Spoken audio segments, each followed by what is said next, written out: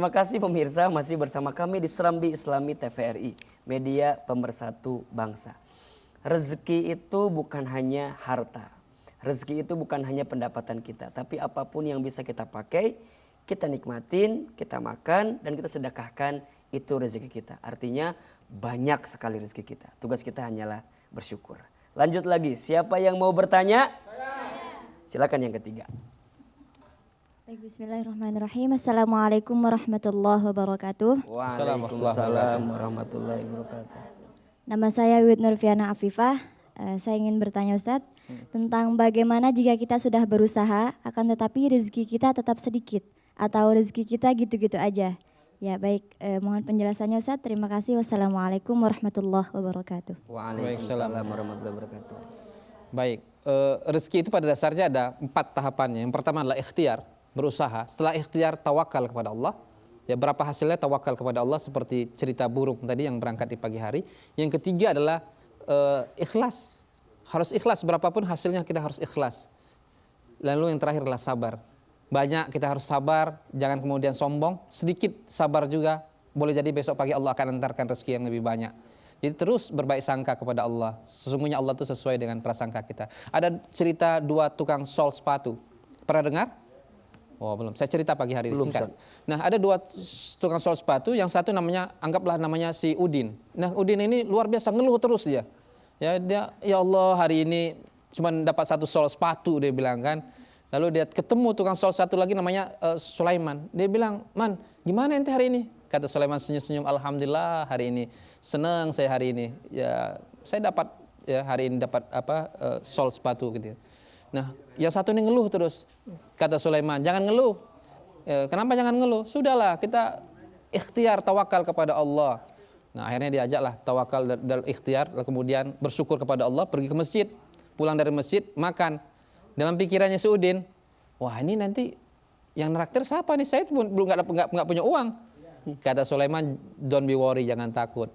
Saya yang neraktir hari ini, nggak apa-apa," dia bilang. Habis itu dia suruh bersyukur. Pergi besok pagi, dia amalkan bersyukur ini. Apa yang terjadi kemudian? Kata Udin, semakin bersyukur saya sama sekali hari ini nggak dapat sol sepatu. Oh, kata Sulaiman, ente betul sudah ikhtiar, tapi ente ya belum yakin Allah sang pemberi rezeki. Oh ya juga kali ya. Habis itu apa yang terjadi kemudian? Dia bilang, siapa yang menentukan kita bisa bertemu 3 hari lamanya di sini? Allah. Siapa yang menentukan kamu bisa makan gratis? Saya yang naktir. Allah. Akhirnya apa yang terjadi? Mulai besok pagi dia tawakal kepada Allah, yakin bahwa sang pemberi rezeki itu adalah Allah, manusia hanyalah pemakan rezeki. Akhirnya dia berubah menjadi orang-orang yang bersyukur kepada Allah, rezekinya tambah top, cakep. Nah, kira-kira gitu. Boleh jadi rezeki kita nggak bagus hari ini tersumbat. Kenapa? Hilangnya rasa tawakal kepada Allah. Tawakalnya sama mertua, tawakalnya sama orang tua, betul? Nah, tawakallah kepada Allah. Karena Allah lah yang bisa mengatur, memperbanyak rezeki, mempersedikit rezeki, hanyalah Allah.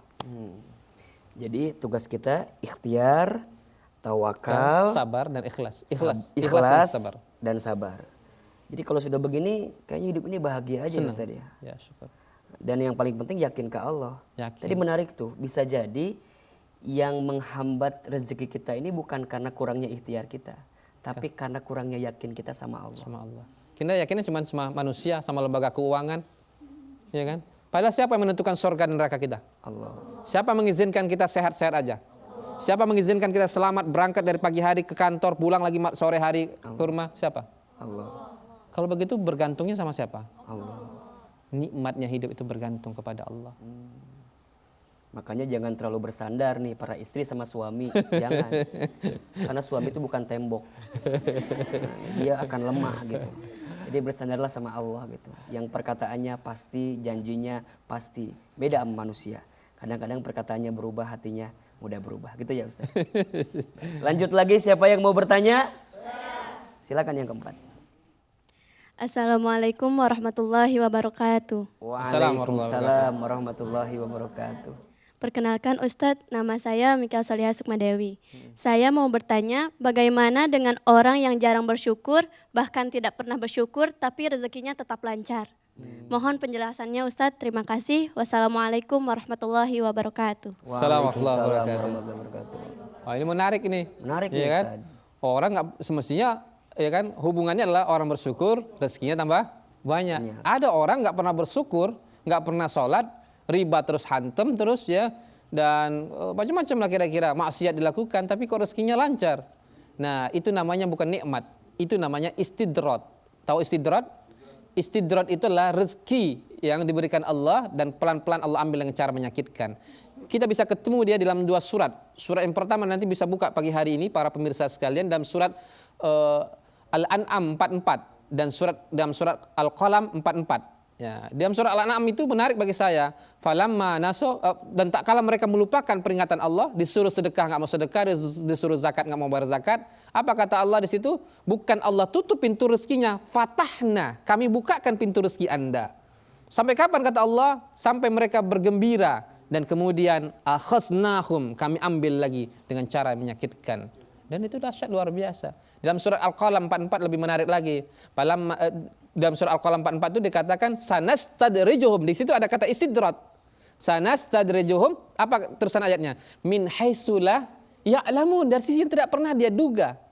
Berbeda dengan surat Talak 2 dan 3 kita baca tadi. Wa may yattaqillah yaj'al lahu makhrajan wa yarzuqhu min haitsu. Nah, menarik ya. Ketika giliran orang bertakwa, Allah kasih rezeki dari sisi yang tidak pernah dia duga. Tapi giliran orang yang melanggar aturan Allah, istidrat dia min haitsu la ya'lamun. Maaf punten kira-kira tahu-tahu tabrakan, tahu-tahu kemalingan, tahu-tahu penjara, tahu-tahu macam-macam. Sudahlah, kewajiban kita hanyalah lurus-lurus saja di jalan Allah, bersyukur kepada Allah. Jadi kalau Anda melanggar aturan Allah lalu kemudian Allah titipkan Anda rezeki yang banyak, jangan bangga, jangan senang dulu. Boleh jadi itu adalah istidrat kata Rasulullah. Wallahu a'lam. Iya, artinya bahwa kalau tadi case-nya ada orang yang tidak bersyukur, kemudian dia malah dikasih kebahagiaan, hati-hati. Jangan-jangan itu bukan nikmat. Bukan nikmat. Itu istidraj. Iya. Jebakan yang dibalut dengan sesuatu yang membahagiakan. Iya. Sampai pada akhirnya dia terlena, diambil itu dengan sesuatu yang Dan dia sangat menyakitkan. tidak pernah tahu. Belum juga meninggal, hartanya sudah habis. Saya sering sekali perhatikan ini. Saya tanya sama jamaah saya, siapa yang main dengan harta riba, yang main dengan riba? Saya bilang, masih adakah hartanya sebelum kematian dia tiba? Dia bilang tidak. Ada saya punya satu jamaah di daerah Tangerang Selatan, ini luar biasa. Dulu pendapatan cash flow dia hampir 2 miliar per hari dengan main dengan riba. Sekarang cash flow-nya cuma 10 juta per hari. Tapi Masya Allah luar biasa, dia jadi muazzin di satu masjid, Masya Allah. Dia ketemu Ustadz, Alhamdulillah Ustadz, setelah Ustadz memperkenalkan betapa dahsyatnya bahaya riba. Hari ini saya sudah tinggalkan riba Ustadz, Alhamdulillah Ustadz, hari ini hidup saya senang, keluarga saya senang. Masya Allah, saya bisa beribadah tambah dekat kepada Allah. Jadi jangan bangga dulu, boleh jadi Allah kasih kita rezeki yang banyak, tapi pada akhirnya kita tinggalkan Allah. Sholat nggak sempat lagi, ya, ke masjid nggak sempat lagi, ketemu saudara-saudara nggak sempat lagi. Kenapa? Saking sibuknya kita mencari rezekinya Allah. Sehingga dalam Al-Quran itu dilukiskan aktivitas manusia itu cuma 2 dalam ekonomi. Jama'ama lawaddada. Pagi hari ngumpulin duit, malam hari wa'addada, ngitungin duit. Besok pagi gitu lagi, jama'ama lawaddada. Ya, ngitunginnya dilurus-lurusin itu kira-kira palanya itu ya. Sampai kapan kata Allah? Hatta tumul maqabir. Ternyata hanya kematian yang bisa mengakhiri kesibukan aktivitas ekonomi kita itu. Alangkah indahnya hidup yang sebentar antara 60 sampai 70 tahun ini. Tidak hanya jama'ah ma law wa'addada, tapi juga harta yang kita cari itu halal, yang kemudian setelah itu apa yang terjadi kemudian kita infakkan sebagian harta kita untuk bekal akhirat kita. Ayo mulai hari ini mungkin kita sibuk membangun rumah-rumah di dunia ini sampai lupa kita membangun rumah untuk akhirat kita, memastikan bahwa keluarga kita masuk surganya Allah. Perhatikanlah saat gempa menimpa Jakarta atau beberapa daerah lainnya, kira-kira kita keluar dari rumah atau berada dalam rumah? Keluar rumah. Itu menunjukkan bahwa tidak ada artinya semua harta kita itu. Bagaimana nanti datang yaumul qiyamah, di mana anak akan lari dari ibunya dan berbagai macamnya. Sudahlah, kewajiban kita hayya 'alal falah, ayo menuju kemenangan. Dunia ini kita menang, tapi akhirat juga harus dipersiapkan insyaallah. Baik, artinya bahwa tadi menarik sekali Ustaz. Kebiasaan kita ini cuman Jama'ah ma law wa'addada. Siang hari mengumpulkan, malam hari menghitungnya gitu. Nah, sekarang gimana caranya Ustaz agar kemudian kita bisa nerima banget apa yang Allah hadirkan ke kita? Termasuk misalnya Para suami dikasih istri yang hari ini ada di rumah, terima saja. Memang itu yang terbaik buat antum gitu. Atau juga para istri terima dengan keadaan suami yang sekarang ada gitu. Termasuk yang bekerja dimanapun, berapapun gajinya, berapapun pendapatannya bisa nerima. Gimana Ustaz caranya itu? Artinya kita mengenal siapa diri kita sebenarnya. Nahnu abdun laisa khaliqun. Selama ini kita beranggapan kita adalah siapa? Khaliq, laisa abdun. Kita ini hanyalah hamba, pemakan rezeki, penerima rezeki dan berbagai macamnya. Oleh karena itu ya kita punya Khaliq, punya Allah, tempat meminta dan berbagai macamnya. Oleh karena itu semakin sadar kita siapa kita sebenarnya. Kita hanyalah manusia berasal dari tanah ya, dan kemudian pada akhirnya kemudian dimasukkan lagi ke dalam tanah. Lalu apa yang hendak kita sombongkan? Sehingga nanti kata Rasulullah ya, kita akan ditanya tentang beberapa hal. Tentang ekonomi itu pertanyaannya dua. Tentang umur tidak ditanya dari mana umurmu, tapi tentang harta ditanya dua. Min aina iktasaba wa fima anfaqa. Dari mana kau peroleh hartamu? Kebayang oleh kita pada saat itu kalau harta yang hari ini kita kumpulkan dari harta yang haram karena kita tidak yakin dengan Allah, maksiat dan berbagai macamnya. Boleh jadi hari ini kita bisa menjawab pertanyaan manusia.